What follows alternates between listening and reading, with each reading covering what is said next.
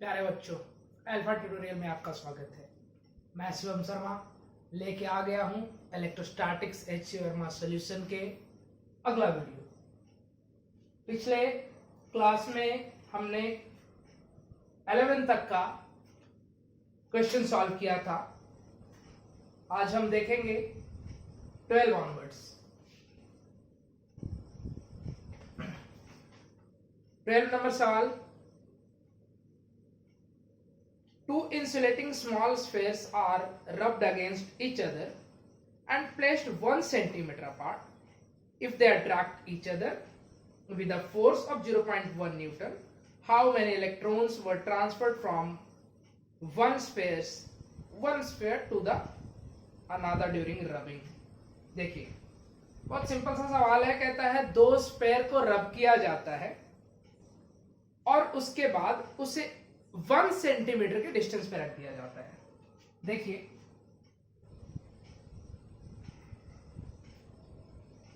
ये आपका दो स्फेयर, सबसे पहले तो इन दोनों को रब कर दिया जाता है जिसके वजह से ये चार्ज हो जाते हैं और फिर इसको 1 सेंटीमीटर के डिस्टेंस पे रख दिया जाता है।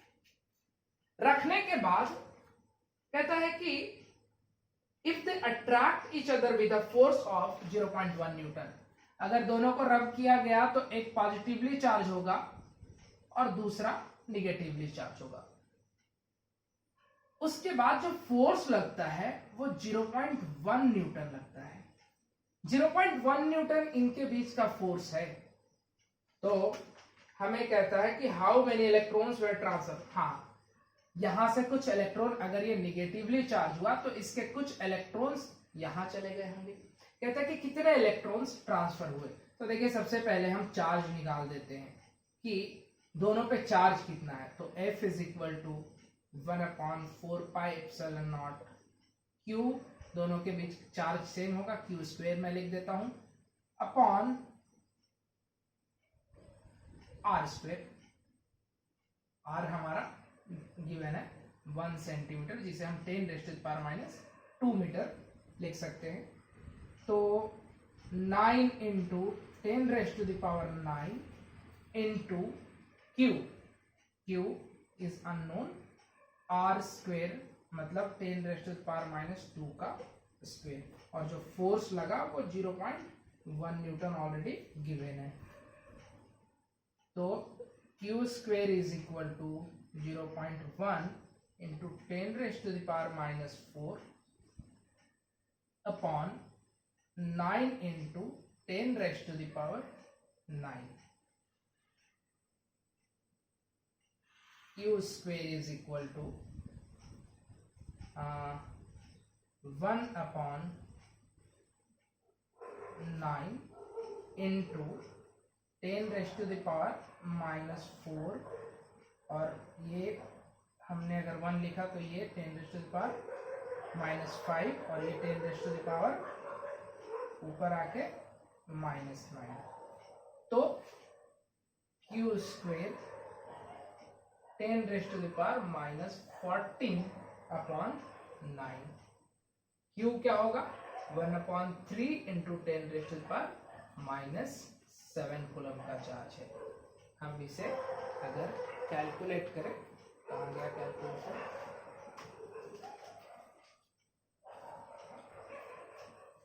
यस। तो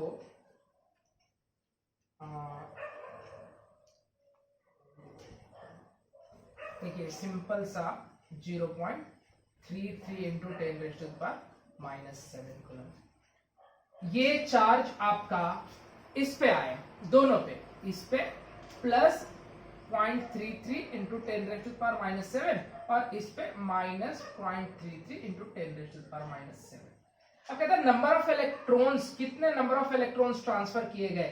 तो ये चार्ज से एक इलेक्ट्रॉन पे जो चार्ज होता है उतना डिवाइड कर दीजिए। तो Q 0.33 into 10⁻⁻17 on 1.6 into 10⁻⁻90 coulomb.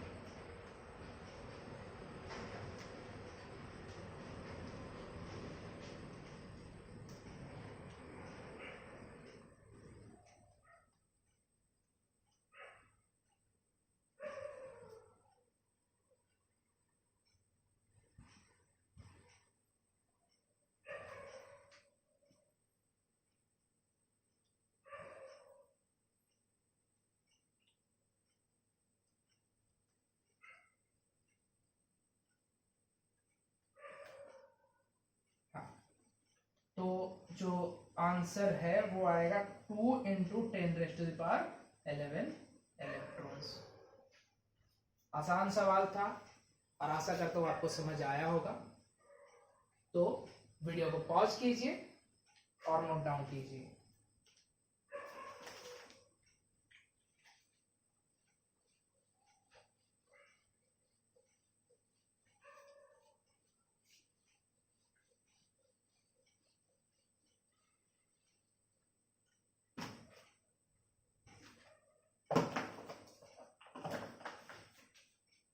बढ़ते हैं अगले सवाल की ओर।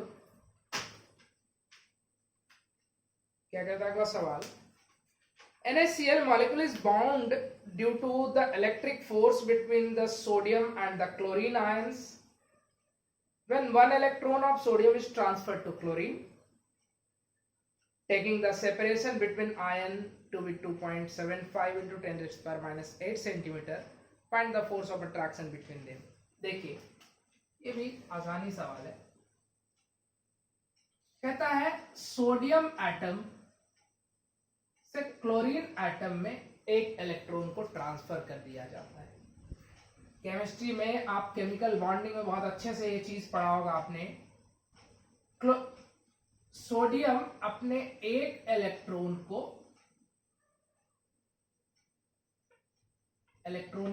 इलेक्ट्रॉनिक डॉट स्ट्रक्चर आप जानते ही होंगे। तो इस पे एक इलेक्ट्रॉन की डिफिशियंसी हो जाती है और इस पे एक इलेक्ट्रॉन बढ़ जाता है। बढ़ने की वजह से दोनों के बीच एक फोर्स लगता है और हम जानते भी हैं कि Na+ और Cl- ये आयनिक बॉन्ड बनाता है और इनके बीच में ऐसा कोई बॉन्ड नहीं होता है, इलेक्ट्रोस्टैटिक फोर्स ऑफ अट्रैक्शन होता है। चलिए केमिस्ट्री की बातें बाद में होती रहेंगी। फिलहाल हमें क्वेश्चन में कहता है कि ये जो दो आयंस हैं इनको सेपरेट किया जाता है बाय अ डिस्टेंस 2.75 × 10⁻⁻8 सेंटीमीटर से।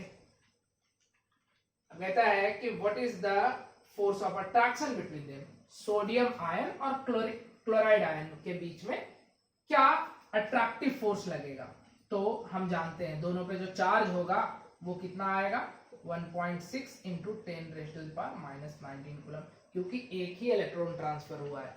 एक इलेक्ट्रॉन ट्रांसफर होने से क्लोरीन पे एक नेगेटिव चार्ज आएगा और चूंकि यहां से एक इलेक्ट्रॉन चला गया, एक इलेक्ट्रॉन की डिफिशियंसी है यहाँ पे, इसके वजह से यहाँ पे एक पॉजिटिव चार्ज आएगा। तो दोनों पे चार्ज इतना ही रहेगा। डिस्टेंस हमारा गिवन है 2.75 × 10⁻⁻10 मीटर लिख देते हैं, -8 सेंटीमीटर है। हमने इसको मीटर में कन्वर्ट कर दिया।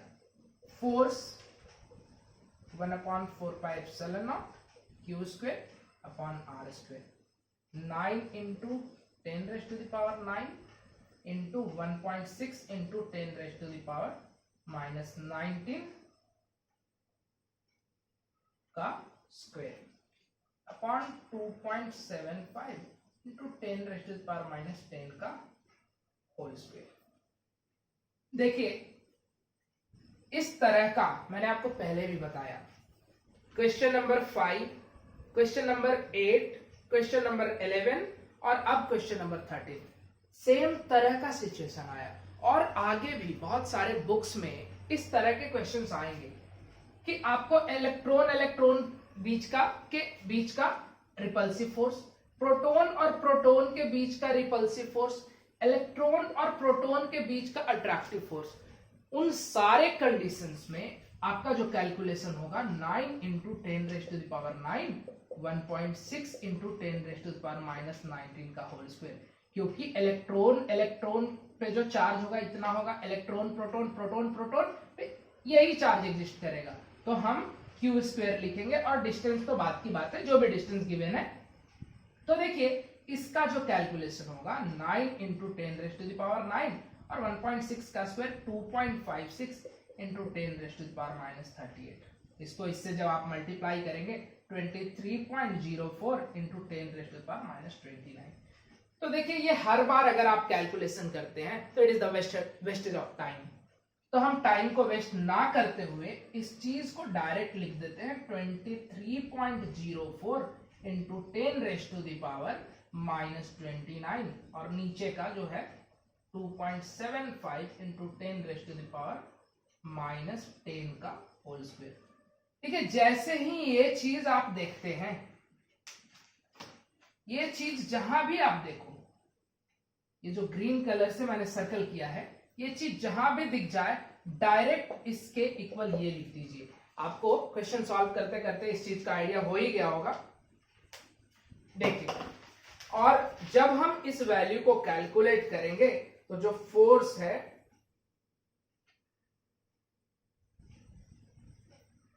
वो आएगा, इधर लिख देता हूं, ये जो फोर्स है आएगा 3.046 इंटू 10⁻⁻⁹ न्यूटन। मैंने पहले ही सॉल्व करके ये चीज क्वेश्चन में आंसर लिख दिया है, सॉल्व करने में काफी टाइम चला जाता है। तो आपका ये फोर्स लगेगा दो आयंस के बीच में, Na+ और Cl- के बीच का जो फोर्स होगा वो इतना होगा। चलिए, pause the video to note it down और बढ़ते हैं अगले सवाल की तरफ।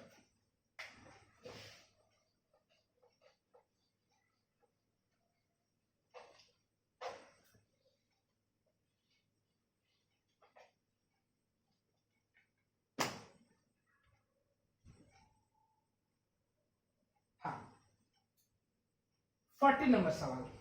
देखिए, बहुत सिंपल सा ये सवाल है। कहता है find the ratio of electric and gravitational force between two protons. दो प्रोटॉन आपके पास दे दिया गया है, एक प्रोटॉन P1 और एक प्रोटॉन P2। दोनों पे चार्ज तो E ही होगा और दोनों का मास भी क्या होगा, सेम होगा। कहता है दो प्रोटॉन के बीच में इलेक्ट्रिक फोर्स और ग्रेविटेशनल फोर्स के बीच का रेशियो निकालिए। देखिए, हम जैसा कि जानते हैं इलेक्ट्रिक फोर्स होगा K Q स्क्वायर।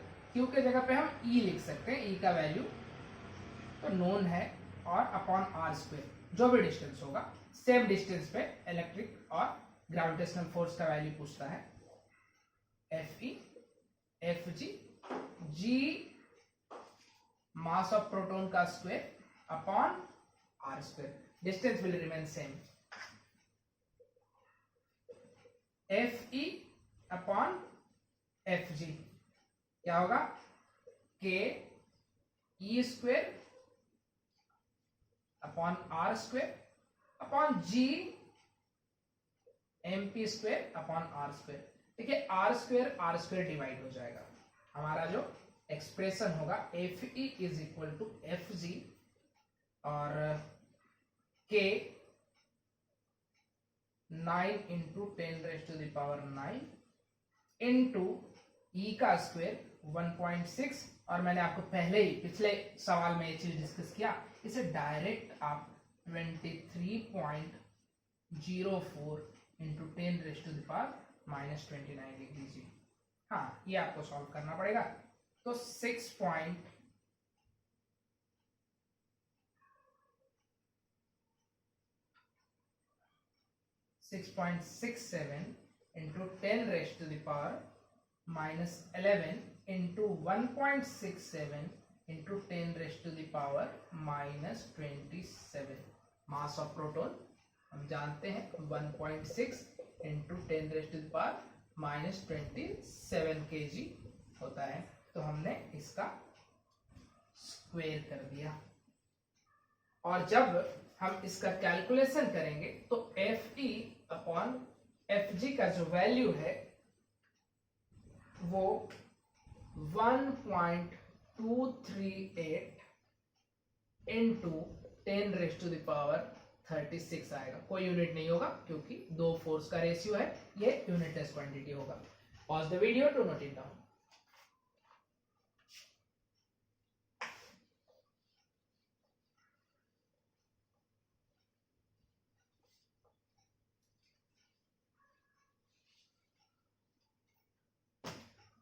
चलिए, बढ़ते हैं नेक्स्ट सवाल की ओर और 15 नंबर सवाल। क्वेश्चन नंबर 15 कहता है suppose an attractive nuclear force act between two protons which may be written as, दो प्रोटॉन के बीच में जो अट्रैक्टिव न्यूक्लियर फोर्स लग रहा है। हम जानते हैं nuclear force is always attractive in nature. कल ही मैंने पिछले क्लास में डिस्कस किया था कि जो दो प्रोटॉन हैं वो दोनों सेम तरह के चार्ज होल्ड करते हैं, तो भी इनके बीच तो भी ये फ्लाई क्यों नहीं कर जाते, ये एस्केप क्यों नहीं करते हैं? तो उसका रीजन है कि स्ट्रॉन्ग न्यूक्लियर फोर्स लग रहा होता है। तो वही कहता है कि वो जो दो प्रोटॉन के बीच में न्यूक्लियर फोर्स लग रहा है उसे हम एक्सप्रेस कर सकते हैं C इंटू ई का power minus KR upon R square, sorry minus KR upon R square. इस चीज से रिप्रेजेंट कर किया है और कहा है A नंबर उसमें सब क्वेश्चन भी है, कहता है dimensional formula and appropriate SI unit of C and K। Dimension and unit हमसे पूछा गया है, किसका? C और K का। C और K का डायमेंशन क्या होगा और यूनिट क्या होगा? देखिए हमने डायमेंशनल एनालिसिस पढ़ा है, तो F देखिए सबसे पहला चीज E is equal to minus KR is a dimensionless quantity. ये एक प्योर नंबर है, तो अगर ये प्योर नंबर है तो इनका भी डायमेंशन क्या होना चाहिए? कुछ नहीं होना चाहिए, ये भी डायमेंशनलेस होना चाहिए। तो माइनस KR का डायमेंशन भी 1 ही होना चाहिए। तो K का डायमेंशन 1 अपॉन R के डायमेंशन के इक्वल होना चाहिए। देखिए मैं ये नहीं कर रहा हूं, कह रहा हूं कि K 1 अपॉन R के इक्वल होगा। ये हम नहीं कह सकते कि K का वैल्यू क्या होगा, लेकिन जो K का डायमेंशन है 1 अपॉन R के डायमेंशन में होगा। देखिए ना K इंटू R, अगर ये दोनों का जो डायमेंशन है K इंटू R नहीं है, लेट मी चेक, हाँ K इंटू R, तो इसका जो डायमेंशन है इसके रेसिप्रोकल के डायमेंशन के इक्वल होना चाहिए। तो इसीलिए K is equal to 1 upon R। तो K का जो डायमेंशन होगा L इनवर्स होगा और इसका यूनिट होगा मीटर इनवर्स। C के बारे में देख लेते हैं। C तो काफी सिंपल है, F is equal to C into E का power minus KR upon R square. FR square is equal to C। Since this quantity is a constant quantity, it's a pure number, तो C is equal to FR square कह सकते हैं और F का ML T का power minus 2 into L square. हम कह सकते हैं ML क्यूब T का पावर माइनस 2। यही C का डायमेंशन होगा और इसका unit newton metre square, newton और इसका मीटर स्क्वेयर। तो वीडियो को पॉज कीजिए और नोट कीजिए, इसका जो सेकंड नंबर सब क्वेश्चन है B, वो मैं डिस्कस करता हूं।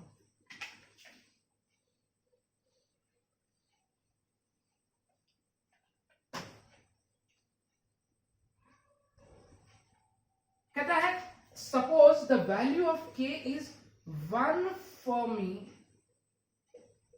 inverse and that the repulsive electric force between the proton is just balanced by the attractive nuclear force when the separation is 5 Fermi। कहता है कि जो दो प्रोटॉन्स है ना ये बैलेंस्ड हैं। कब? जब इनके बीच में जो डिस्टेंस है वो 5 मीटर है। इस केस पे 5 फर्मी के डिस्टेंस पे इनका जो न्यूक्लियर फोर्स है और इलेक्ट्रिक फोर्स है वो दोनों इक्वल हो जा रहा है। तो हम सबसे पहले इलेक्ट्रिक फोर्स निकाल देते हैं। इलेक्ट्रिक फोर्स क्या होगा? k Q square upon R square, 9 into 10 raised to the power 9 into 1.6 into 10 raised to the power minus 19 का स्क्वेयर अपॉन फर्मी, मतलब 5 into 10 raised to the power minus 15। 1 fermi में 10 raised to the power minus 15 metre होता है, और इसका square 23.04 into 10 raised to the power minus 29 upon 5 into 10 raised to the power 25 into 10 raised to the power minus 30। ये आपका हो गया electric force. चलिए इसे इरेज करता हूं।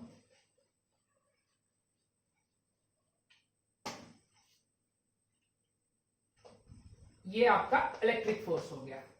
अब इसी के बराबर न्यूक्लियर फोर्स है, तो F न्यूक्लियर फोर्स क्या दिया है, ये दिया है।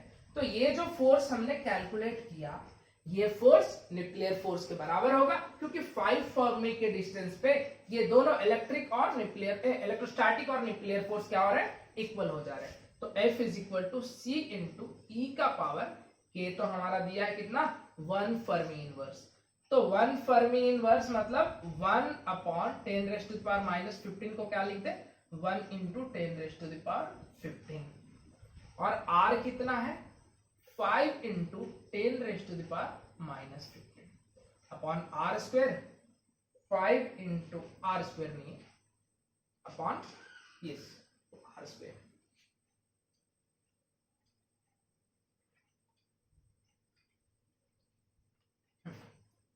Upon 25 into 10 raised to the power minus 30।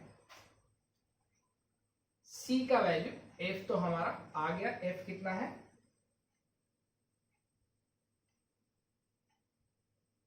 (23.04 into 10 raised to the power minus 29 upon 25 into 10 raised to the power minus 30।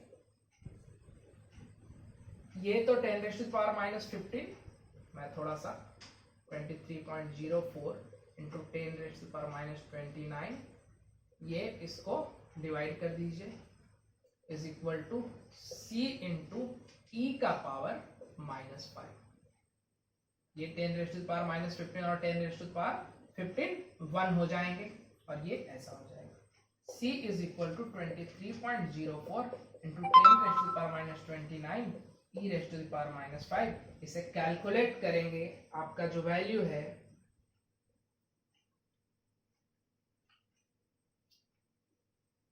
Late me check,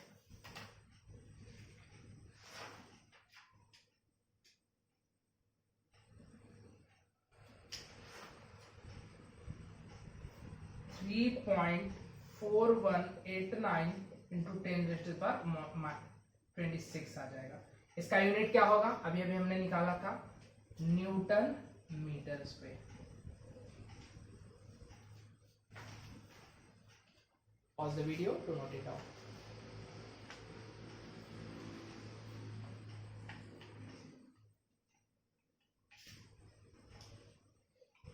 बढ़ते हैं नेक्स्ट सवाल की ओर। देखिए कैलकुलेशन तो आपको खुद से करना चाहिए। ये जो कैलकुलेशन है, आप जितना ज्यादा कैलकुलेशन करेंगे, जितना फास्ट कैलकुलेशन करेंगे, आपके लिए उतना बेटर होगा।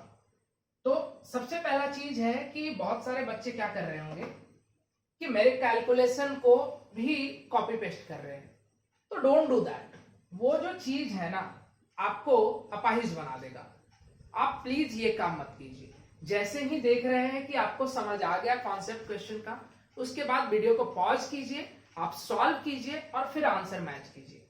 अगर नहीं आ रहा है आंसर, फिर उसके बाद अगेन आप चेक कीजिए, क्योंकि ये जो भी मैंने लिखा है, और आपके पास एच सी वर्मा बुक है तो उसका आंसर शीट भी होगा। और एक बात जान लीजिए, कभी एच सी वर्मा का आंसर गलत नहीं होता। Rare of the rarest case है कि एक आध इधर उधर हो जाएगा, नहीं तो आंसर, और वो होता है तो नेक्स्ट एडिशन में वो सुधार कर देते हैं, तो आंसर गलत नहीं होगा।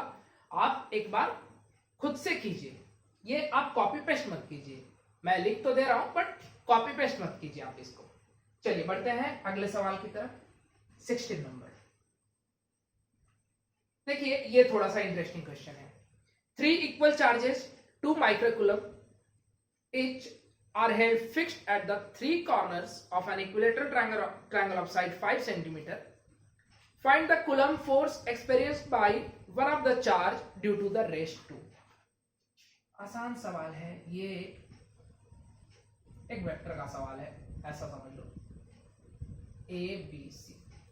हर जगह 2 इंटू 10⁻⁻6 कूलम, 2 इंटू 10⁻⁻6 कूलम, और यहां भी 2 इंटू 10⁻⁻6 कूलम का चार्ज रख दिया। और since it is an equilateral triangle तो इसके सभी जो साइड्स हैं वो इक्वल होंगे और 5 सेंटीमीटर का गिवन है। देखिए कहता है किसी एक चार्ज पे इन 2 चार्ज के वजह से जो फोर्स लग रहा है वो कैलकुलेट कर लीजिए। तो देखिए बी ए पे एक फोर्स इधर लगाएगा, हम ए पे निकाल लेते हैं, आप सी या बी किसी पे भी निकाल सकते हैं। सी एक फोर्स इधर लगाएगा। देखिए डिस्टेंस सेम है, चार्जेस सेम है, तो फोर्स भी सेम होगा। हम इसे एफ के नाम से लिख देते हैं। ये 60 degree, why 60 degree because it is an equilateral triangle, ये भी 60 डिग्री। देखिए सबसे पहले एफ का वैल्यू निकाल लेते हैं कि जो फोर्स लग रहा है बी और सी, ए पे जो फोर्स लगा रहा है इंडिविजुअली वो फोर्स कितना है।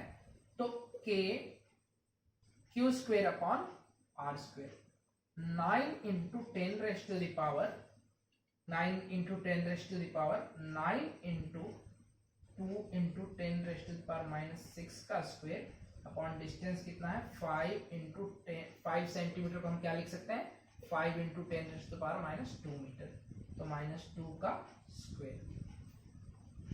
9 into 10⁻⁹ into 4 into 10⁻⁻12 upon 25 into 10⁻⁻4। Let me check the value. 9 into 10⁻⁹ into 4 into 10⁻⁻12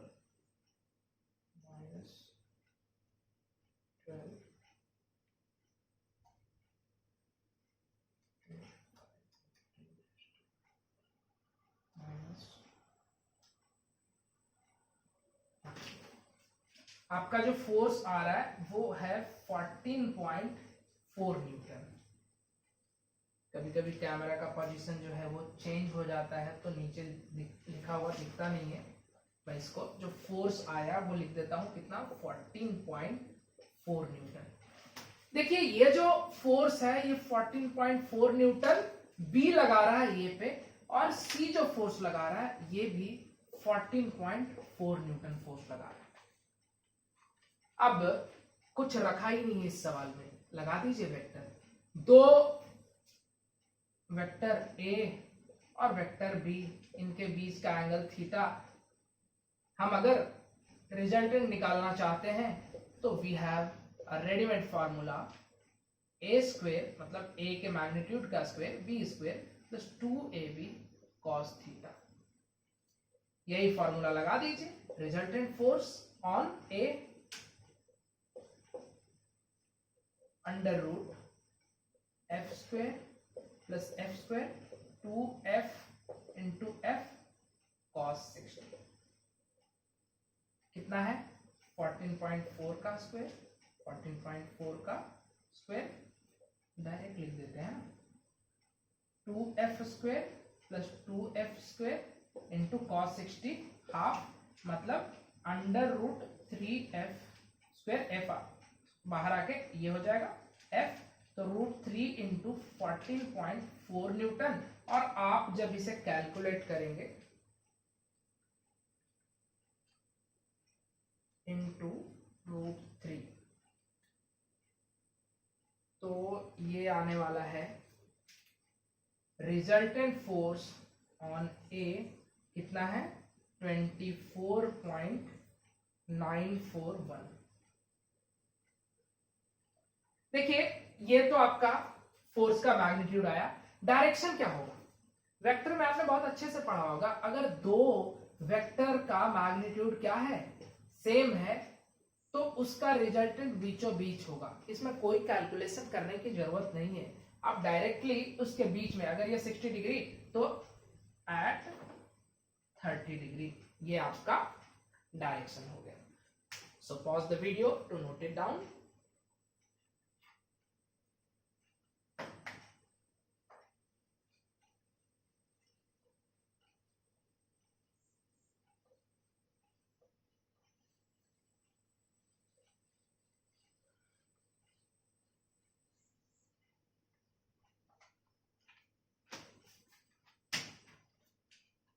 next question 70 number.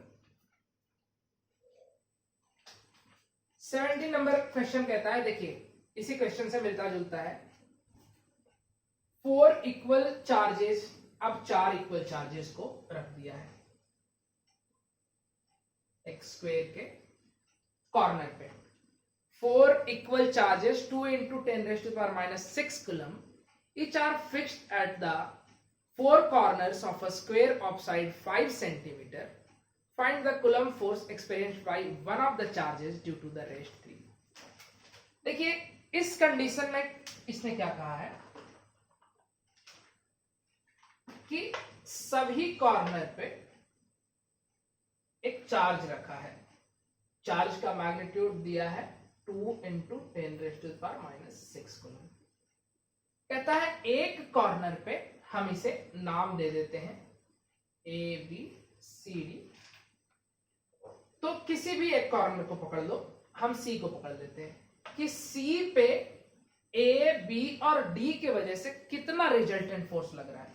देखिए डी एक फोर्स इधर लगाएगा एफ, इसका एफ कह देते हैं, बी एक फोर्स इधर लगाएगा उसको भी एफ, क्योंकि चार्ज का मैग्नीट्यूड सेम है, डिस्टेंस भी सेम है। Distance is given which is 5 centimeter,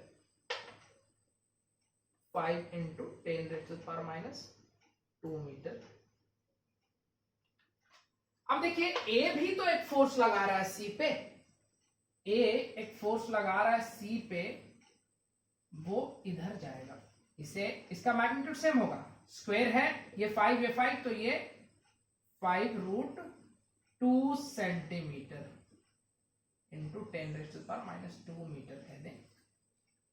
तो देखिए सिंपल सा सवाल है एक लाइन का, एक फोर्स इधर एक फोर्स इधर, दोनों का मैग्नीट्यूड सेम, दोनों 45 डिग्री पे, उनका जो दोनों का जो रिजल्टेंट होगा 45 डिग्री पे होगा। तो इस एफ और एफ के रिजल्टेंट को हम एफ कह दें, एफ आर कह दें, और जो फोर्स ड्यू टू ए है तो इसे हम एफ सी ए कह दें। तो हमारा जो नेट फोर्स आएगा वो होगा F R plus F C A, क्योंकि दोनों सेम लाइन में है, दोनों को हम सिंपली ऐड कर सकते हैं। तो सबसे पहले एफ का मैग्नीट्यूड निकाल दें, कितना होगा, सेम ही होगा, पिछले क्वेश्चन में सेम डेटा था, 5 सेंटीमीटर था और चार्ज भी उतना ही था। तो आपको अगर याद होगा तो हम फोर्स को डायरेक्ट लिख देते हैं 14.4 न्यूटन। ये फोर्स कितना है 14.4 न्यूटन, और ये वाला भी उतना ही है, और ज्यादा कीचड़ माचड़ यहां नहीं करना है, एफ और ये दोनों एफ है।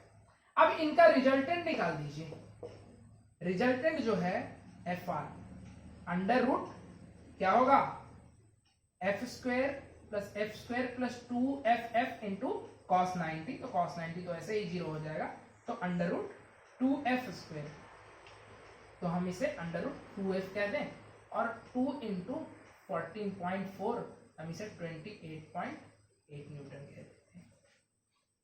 और FCA को हम कैलकुलेट कर लें, वो क्या होगा 9 into 10⁻⁹ into your charge is 2 into 10⁻⁻6 का square upon distance is 5√2 into 10⁻⁻2 का होल स्क्वायर।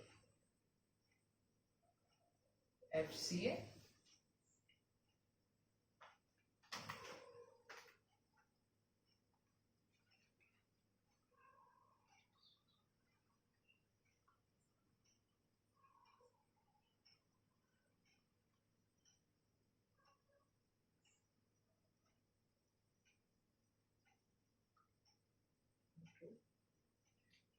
और माइनस,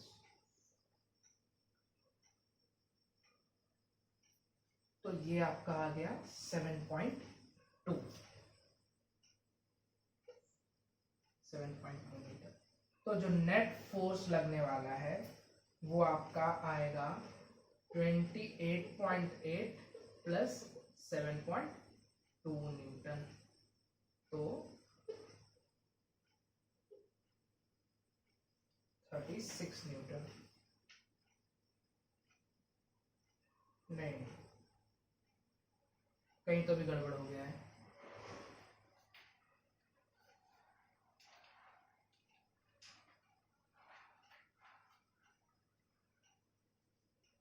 कुछ तो गड़बड़ हुआ है, let me check again.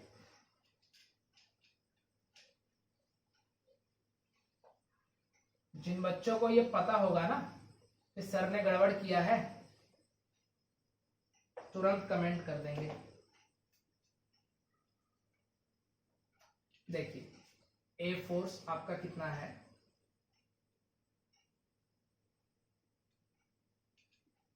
F जो है 14.4 न्यूटन है। तो जो रिजल्टेंट होगा F R under root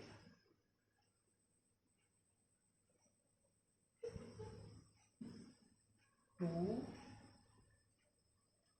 F square, मतलब रूट 2f। देखिए गड़बड़ कहाँ हुआ था, हमने रूट 2 के जगह पे 2 लिख दिया था।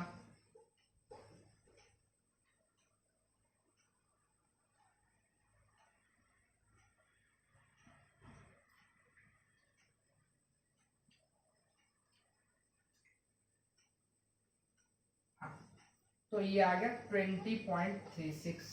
और अभी अभी जो हमारा एफ सी आया था वो 9 इंटू 10⁻⁹ इंटू 2 इंटू 10⁻⁻6 का स्क्वायर अपॉन 5√2 इंटू 10⁻⁻2 का स्क्वायर।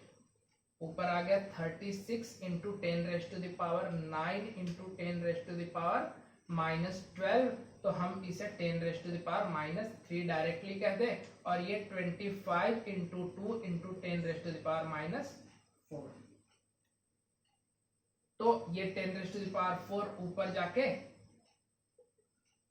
10⁻⁴ नेक्स्ट स्टेप में लिख देता हूं, 36/50 इंटू 10, 360/50 मतलब 7.2 न्यूटन। एफ नेट 20.36 प्लस 7.2 मतलब 27.56 Newton. 27.56 Newton is your answer.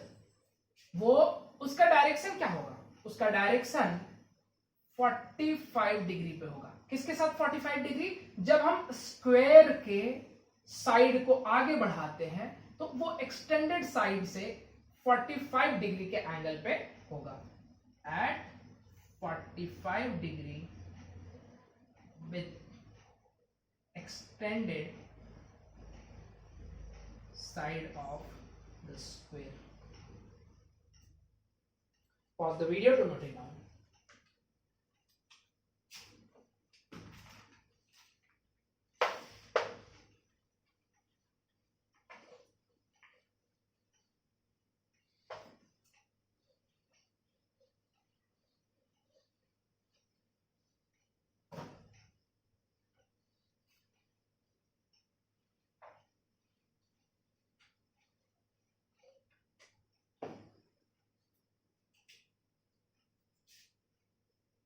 Next सवाल 18 नंबर कहता है, a hydrogen atom contains 1 proton and 1 electron. चलिए अच्छी बात है। it may be assumed that the electron revolves in the circle of radius 0.53 angstrom with the proton at the center. चलो देखते हैं. ये एक सर्कल है जिसमें सेंटर पे आपका प्रोटॉन है और इलेक्ट्रॉन है जो रिवॉल्व कर रहा है, और इसका जो रेडियस है ना वो 0.53 एंगस्ट्रॉम दिया है.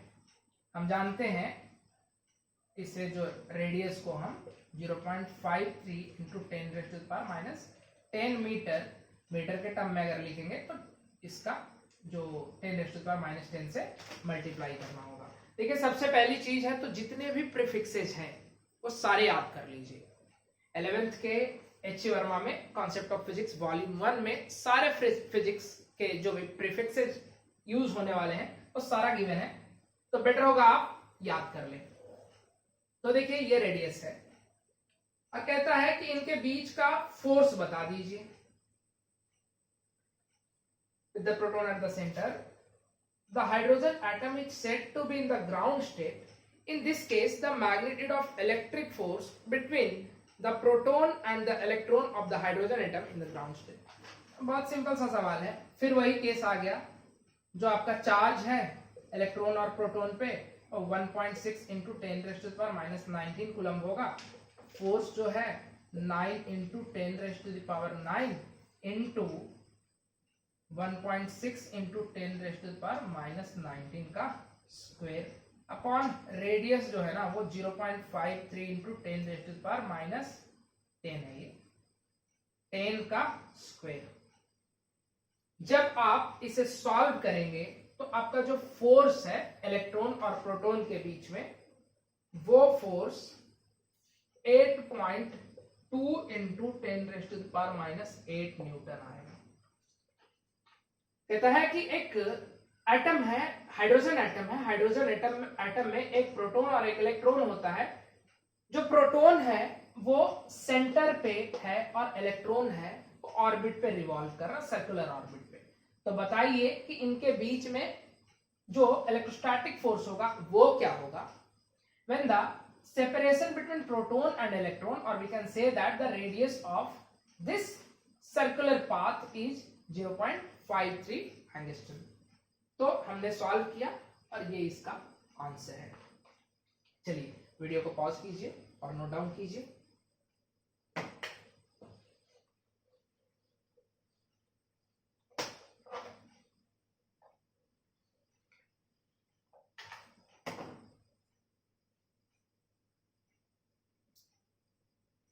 चलिए मोस्ट प्रोबेबली आज का लास्ट सवाल होना चाहिए. 19 नंबर कहता find the speed of electrons. Find the speed of electron in the ground state of a hydrogen atom. The description of ground state is given in the previous problem. तो देखिए बहुत simple सा सवाल है. Figure को वापस से हमें ये करना पड़ेगा. ये प्रोटॉन और यहाँ पे इलेक्ट्रॉन. कहता है इस इलेक्ट्रॉन का स्पीड क्या होगा. ये जो इलेक्ट्रॉन है इसका स्पीड क्या होगा. तो इलेक्ट्रॉन का स्पीड हम जानते हैं कि जो सेंट्रिपिटल फोर्स होता है वो होता है mv²/r. सर्कुलर मोशन में आपने पढ़ा ही होगा. नहीं पढ़े होंगे तो रट्टा मारिए. तो फोर्स क्या होगा mv²/r. तो ये फोर्स किसके इक्वल हो जाएगा. यही फोर्स Fe के इक्वल हो जाएगा. तो मतलब इलेक्ट्रोस्टैटिक फोर्स के इक्वल हो जाएगा. तो क्या होगा इलेक्ट्रोस्टैटिक फोर्स हम सबसे पहले निकाल देते हैं जो कि पिछले प्रॉब्लम में हमने निकाला. 8.2 इंटू 10⁻⁻ कितना था 10⁻⁻8 न्यूटन.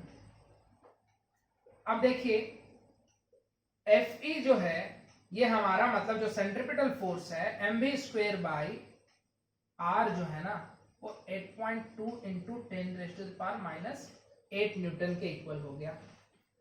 अब कहेंगे सर मास कहां से लाएं. तो सबसे पहला चीज सर्कुलर मोशन कर कौन रहा है. तो सर्कुलर मोशन इलेक्ट्रॉन परफॉर्म कर रहा है. तो मास किसका होगा इलेक्ट्रॉन का होगा. चलिए तो मास ऑफ इलेक्ट्रॉन होता है 9.11 इंटू 10⁻⁻31 kg और रेडियस तो हमें गिवन ही है, रेडियस कितना है 0.53 angstrom which is equal to 0.53 into 10⁻⁻10 metre. Simple सा सवाल है, v square is equal to 8.2 into 10⁻⁻8 upon into r कितना है 0.53 into 10⁻⁻10 upon 9.11 into 10⁻⁻31 kg। v square जो है आपका, कैलकुलेट कर लेता हूं मैं,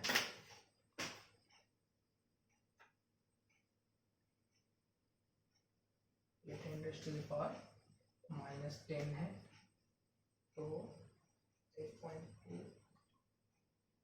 into 0.53 into 10⁻⁻18 divided by 9.11 into 10⁻⁻31। तो ये भाई साहब 4.77 इंटू 10⁻12 आ गया। बहुत सारे बच्चे खुश भी हो गए होंगे, आ गया आंसर। नहीं, अब इसका रूट तो करेंगे ना। 4.77 इंटू 10⁻12। चलिए आंसर इसका पावर हाफ दे देते हैं, तो आपका आ गया जो v है वो आया 2184166.152। डेसिमल को इधर शिफ्ट कर दीजिए, 1 2 3 4 5 6, तो जो आपका v है 2.184 इंटू 10⁻6 मीटर पर सेकेंड। इसी वेलोसिटी के साथ इलेक्ट्रॉन रिवॉल्व करेगा हाइड्रोजन एटम के ऑर्बिट पे, जबकि आपका ये डिस्टेंस गिवन है 0.53 एंगस्ट्रम उसका रेडियस है। चलिए वीडियो को पॉज कीजिए, नोट कीजिए, और आज के लिए इतना ही।